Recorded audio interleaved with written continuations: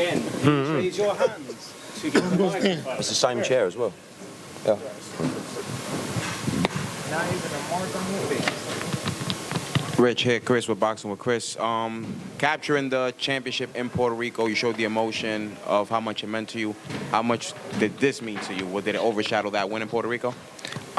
Yeah, honestly, this was the, moment I was waiting for, to come home in New York and headline. But I wanted to do that as the world champion, and I felt like it was going to be bigger for the city.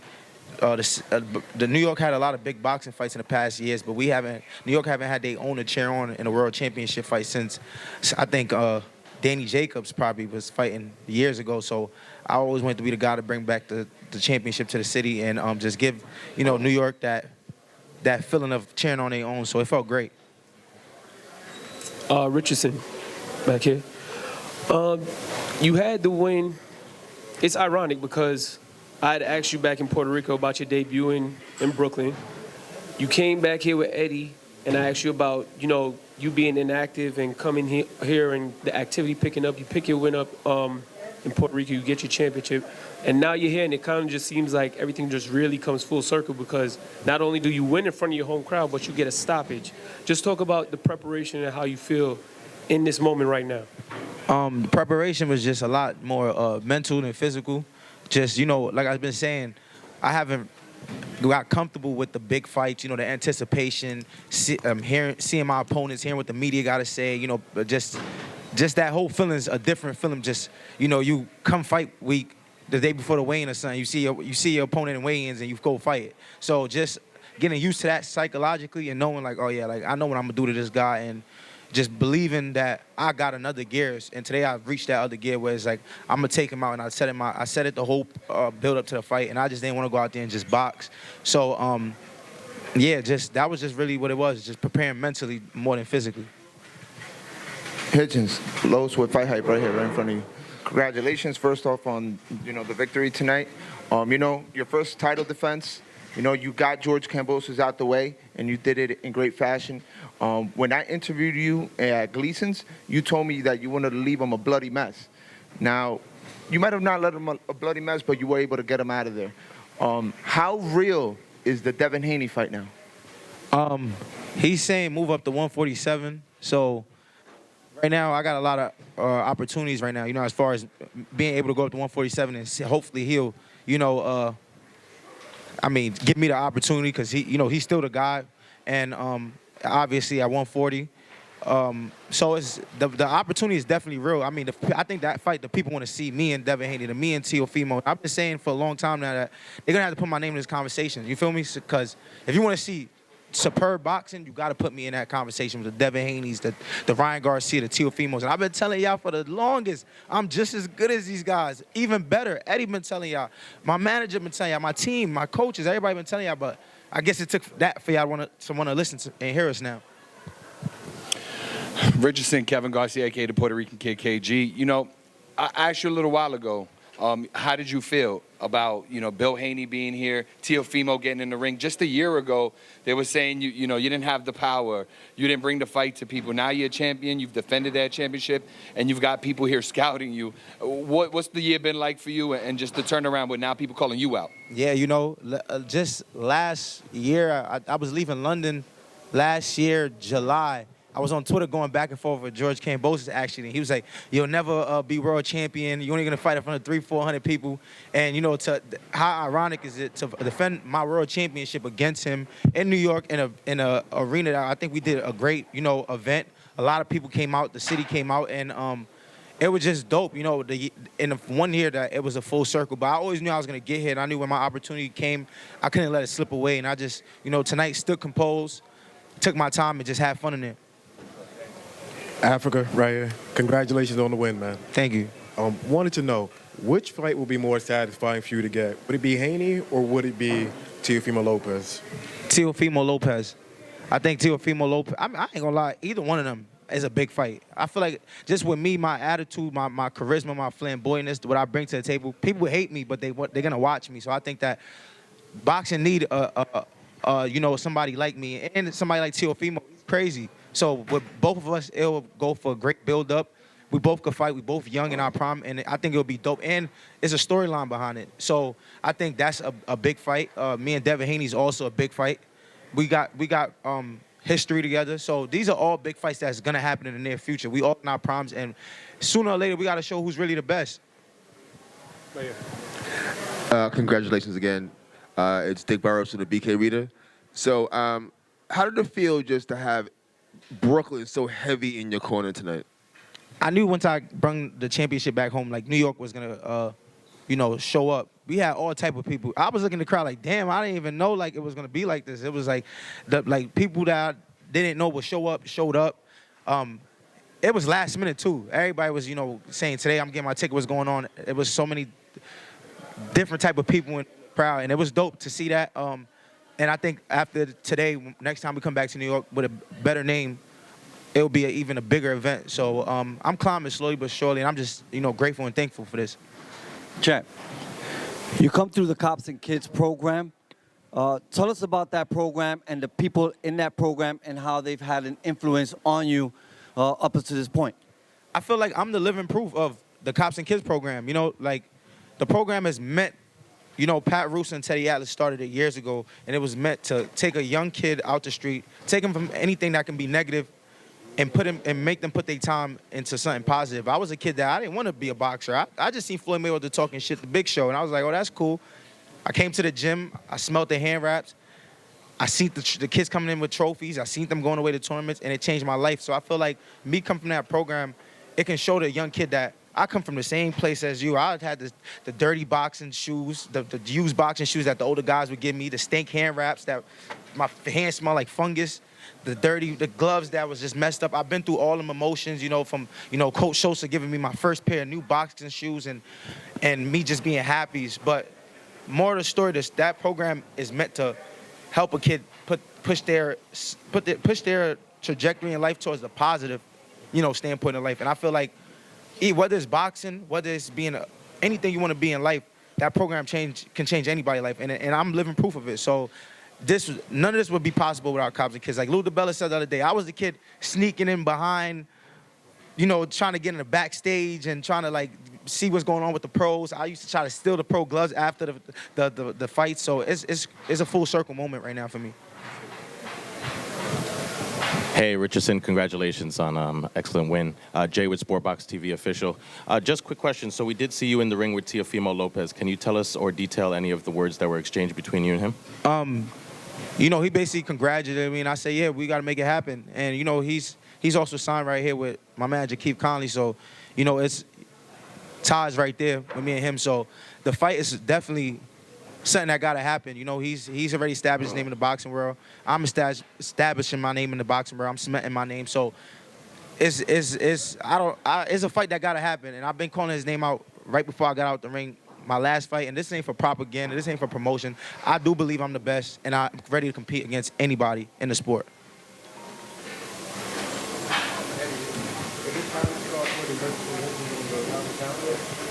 Not yet, no, but he's got pound-for-pound ability. I think that's for sure. I think Kambosos was the perfect opponent tonight at the perfect venue. When we talked about it, it was a big investment to make because George, rightfully so, is not a cheap opponent, but it was the perfect one for the crowd to come out, and I think the perfect style for Richie to show his quality. And I think the difference tonight was a more assured fighter, a more confident fighter that maybe in the past would have just beat him up for another 6 rounds, and then you saw how he came out in the 7th. Real aggressive, pushed him back, walked him down and beat him up and got the stoppage. And that's the difference, really. Once people see a 6-round domination, they don't want to see another 6-round domination. They want him out of there, and that's what I think Richie's learned, and that's what he did tonight in style. Africa. All right, so Malik Hawkins, John Bowser, Gustavo Limos, Liam Paro, now George Kambosos. Every so-called step up, you make look like a step back. I know I say that to you all the time. Everybody wanted to see the final level of Richardson Hitchins. Is this the beginning, or like what can we look forward to? This is definitely the beginning. Every day I'm perfecting my craft mentally. Every day I'm watching, I'm paying attention to details. I'm watching, I'm seeing what's going on. And like I said, I'm sure of myself now. I do believe that I'm one of the best fighters in the sport of boxing, period. And if I'm not that yet, I'm going to show it. If I'm not that yet, it will come because I believe in myself and I'm working hard every day. I love boxing. This is something I really love to do. Like I said, I boxed Shakur in the hallway of Boots Fights a few weeks ago, literally. We was in the hallway with 12-ounce gloves boxing till like, we started maybe at like 2:05 and was done at like 3:01. And this is like something I love. So this is definitely not my final level. This is like, it's a lot more for me to do out here. And yeah, I just got to stay tuned. You know what I'm saying? I'm just getting the opportunities. We've been told we have to wrap up, guys, but we've got one more question. Go on. Keith, this is for you. Like Africa said, you do have T.O. How realistic is that fight? Just how realistic is it? It's very realistic. Right after the victory, Eddie and I were in the ring, and we actually said we got to get him a big fight next. We got to go out there and work together to get him a big fight. The two most realistic fights are obviously Devin Haney and Teofimo Lopez. I managed Teofimo as well. He wants the fight. Richie's wanted the fight for a year. So it's just going to come down to, I'd say probably in the next 2 to 4 weeks, Eddie and I are going to sit down together and figure out what we're going to do with Hitchins next. I know Teofimo wants it, so my guess is that would be the fight that likely happens. It's not a fight I want it to really happen because I manage both guys, but I'm not going to hold them back from each other. But again, it's a collective effort. It's myself, it's Hitchins, and it's Eddie, and obviously the rest of the team. But Eddie and I will sit down in the next couple of weeks and figure out what direction we want to take with Richie. Yeah, and like I said, I just want to thank, Keith Conley, Eddie Hearn for giving me the opportunity to get here.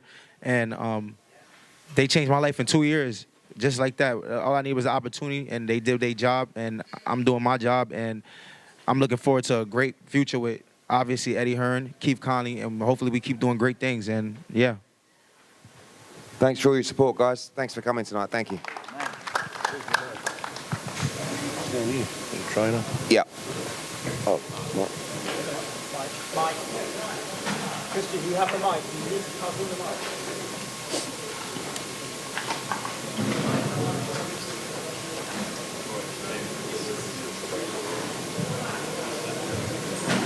Shout out. Hi. George, how are you?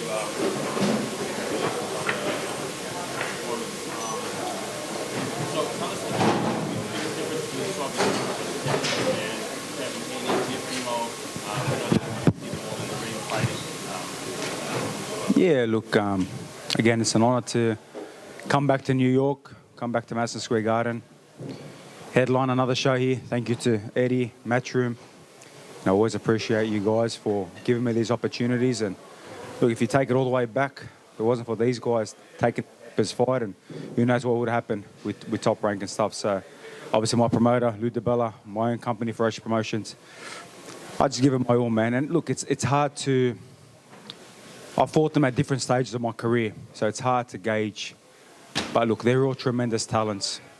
And like I've been saying, I just keep stepping to the best of the best. And win, lose or draw, I just want to keep fighting the best of the best. So, yeah, look, it's hard. They both have, different talents, all of them, and that's why they just got to fight each other. Make it happen, let them fight each other, and look, one of them will win, one of them will lose. Boxing fans, boxing media, promoters, support the winner, support the loser, and, move on.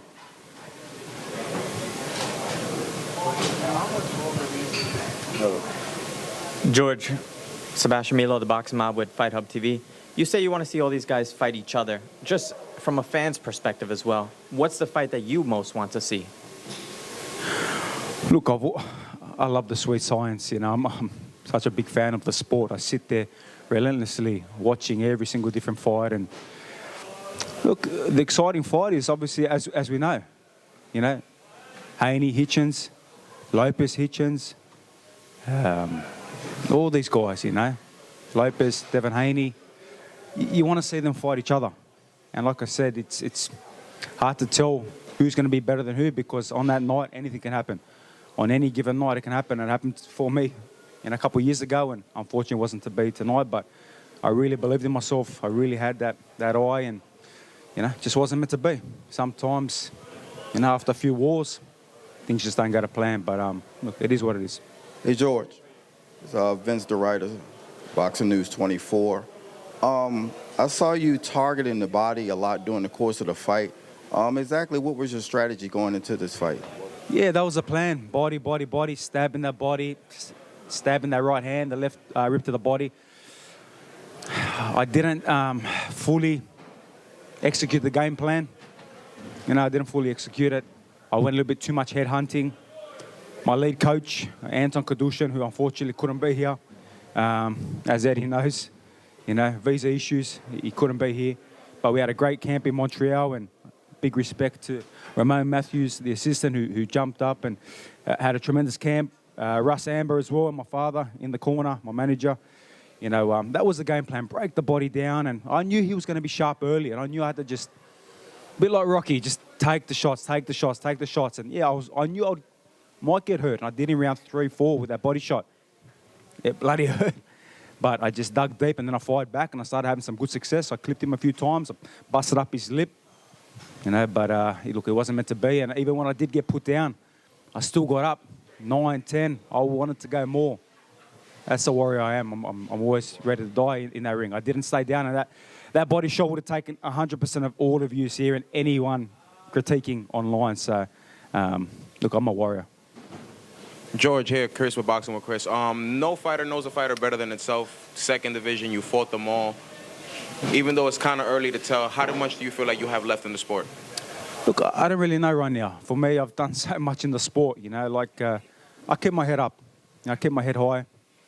Losing is always a bitter pill to swallow, but come tomorrow, I'll swallow it, and we'll see what's next. For me, I've got a beautiful family, I've got 3 kids, and like I said, I just want to enjoy some time with my kids and family. It was only 80-something days ago when we had another, good 12-rounder. So I've been active this year, been busy, and like I said, I've been busy these last 3 or 4 years. You talk about all these fighters, who's going to fight each other.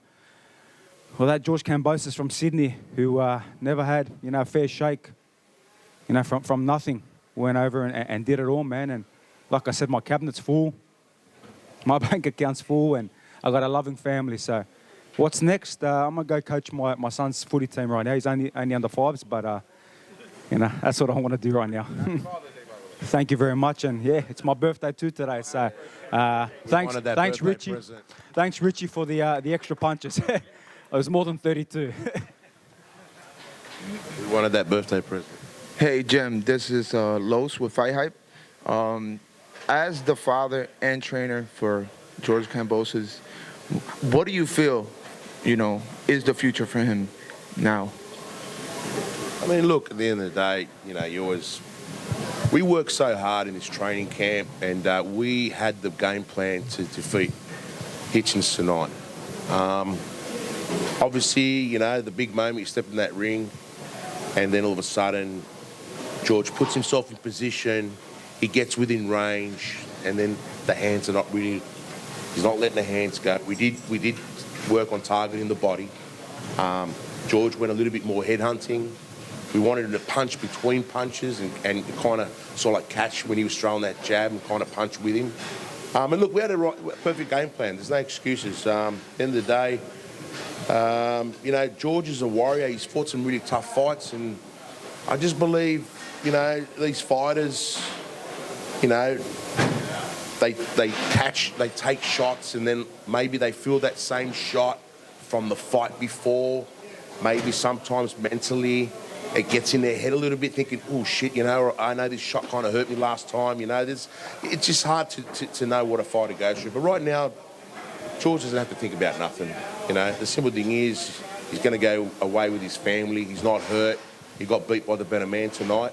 And the simple thing is, he's just going to go and have a holiday. And we're not going to put him in a position if we don't have to, just to keep proving that George has got to keep getting in there. We don't need to do that. I mean, that's something that me and George will have as a personal discussion. And first and foremost, it's about his health. And I just think when these fighters, they just get battle worn. And I think, George has had some big wars. And it just starts to tell with certain shots. And it kind of puts a bit of doubt in his mind moving forward. But we had the plan to execute. we just couldn't execute. I mean, the instructions in the corner were great. I mean, we were hoping George would kind of, start to put that together. But like I said, Hitchins is no mug. He's sharp, and he could read the play. But we knew how to take the game away. George didn't execute the game. And I know it's easier said than done too. So, yeah, right now, we're just going to sit back. He's going to go away with his family to Portugal, enjoy like a long break, and that'll do,